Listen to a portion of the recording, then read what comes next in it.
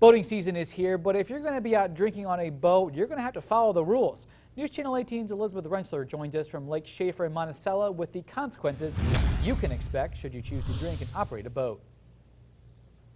Well, most all of us know the laws when it comes to drinking and operating a vehicle, but what about drinking and operating a boat? Well, it turns out they're pretty similar, but there is one thing that boaters can get away with that drivers can't. There are many differences between boats and cars, but get caught driving under the influence and the punishment is the same. Impaired drivers can face a Class C misdemeanor and a fine of $500 or a year in jail. This holiday weekend, Indiana conservation officers gave out a dozen citations. Lieutenant Dan Doolin says while holiday weekends are usually busy, this weekend really surprised him. We've encountered far more intoxicated boaters than we have probably ever before on a Memorial Day weekend. So far, and we still have some time left with Memorial Day, we've arrested 9 impaired boat operators and 3 underage alcohol consumption cases off of Lake Schaefer and Lake Freeman.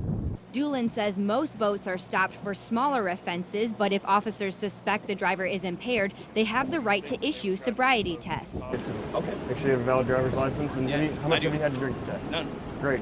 We usually have the operator either in their boat or come into our boat, and we do different tests. One of the tests includes putting on a life jacket, and it's amazing that the intoxicated people, or intoxicated boat operators, can't even properly put on a life jacket. Doolin says if boaters don't have their license on them, it's not a get-out-of-jail-free card because officers can run your information just like in a police car. But unlike drivers, there is one thing boaters can get away with that drivers can't. In a boat, you're allowed to possess alcoholic beverages. You can have them open in the vehicle.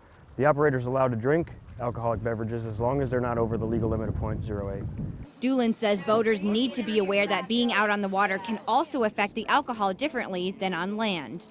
Well, it's important to know that when you're operating on a boat or you're consuming alcohol out on the lake, that the alcohol affects you a lot faster because you also have to incorporate the heat and the sun and the waves and the wind that take effect on your body. Lieutenant Doolin encourages boaters to go out and enjoy the warm weather, but reminds everyone to always drink plenty of water and always designate a sober driver. Reporting in Monticello, Elizabeth Rentschler, News Channel 18.